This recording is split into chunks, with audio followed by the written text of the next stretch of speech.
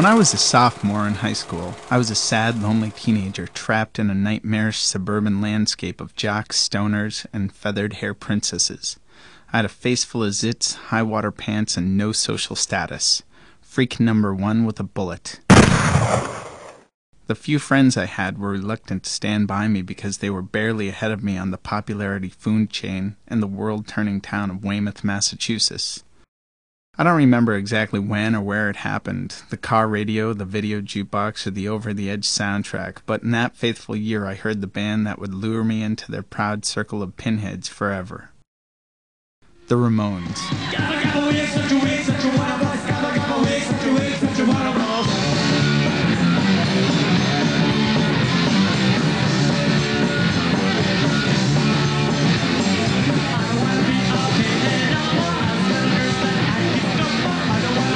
Isolation, desperation, separation, retardation. These were the staples of a Ramones diet. Their songs were a rally cry for everybody who ever felt like a nobody. The Ramones knew. The Ramones understood. The Ramones were. They didn't just sing about being fucked up adolescents. They were fucked up adolescents, regardless of their age.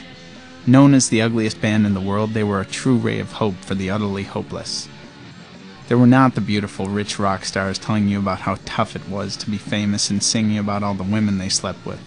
When the Ramones formed in the 70s were slumping into a windfall of hedonism in Three's Company land. They were the four horsemen at the dawn of the punk rock apocalypse. They embodied the lost, frustrated, and angry spirit of youth, and they were the most beautiful of all. 1, 2, 3, 4!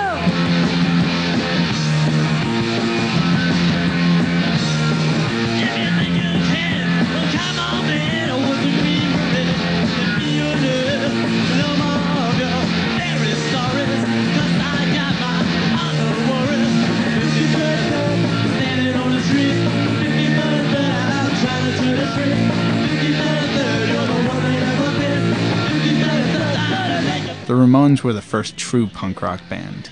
When the Forest Hills Four started playing together in August of 1974, the members of the Sex Pistols were still cheating on math tests in high school. They took the traditional 50s Chuck Berry, Eddie Cochran riffs and made them 3 times faster, rejecting the sickly sweet lyrics of their era, and turned them instead into tributes to horror movies, Sniffing Glue, and Doomed Love. The Ramones were freaks.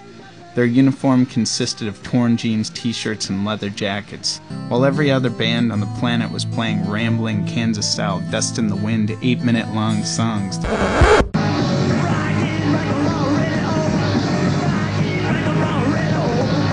Ramones broke the time-speed barrier, with songs ranging from 1 minute 15 seconds to 2.5 minutes tops. The Ramones didn't have to impress anybody with their playing. Every song was a 3-chord wonder. Not a lot of bands gave them credit, but thousands, ranging from Joan Jett to Guns N' Roses, played songs incredibly similar to the Brothers Four. They didn't even have a guitar solo until their 4th record, Road to Ruin. A typical hour-and-a-half-long live set by the Ramones included over 26 songs, every one of them played faster than the studio-recorded versions. The faster the better. Live dumb, play fast. The Ramones made it possible for us to survive the suburbs and the city in a lot of ways, running spastically through the high school corridors singing I'm a Teenage Lobotomy.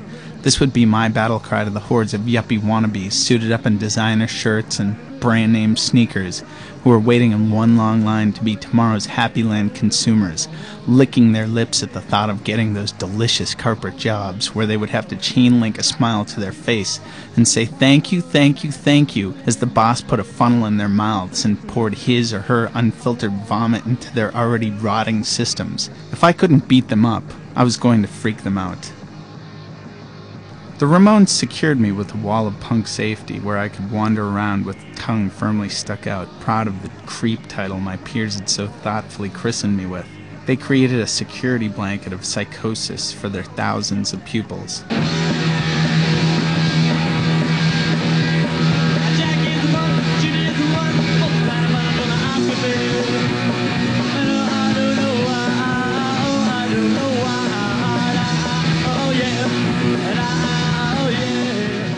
The Ramones are the Beethovens of my generation, the blank generation.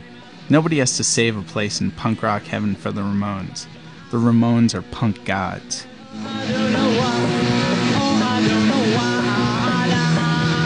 Oh, and by the way, I started a band myself.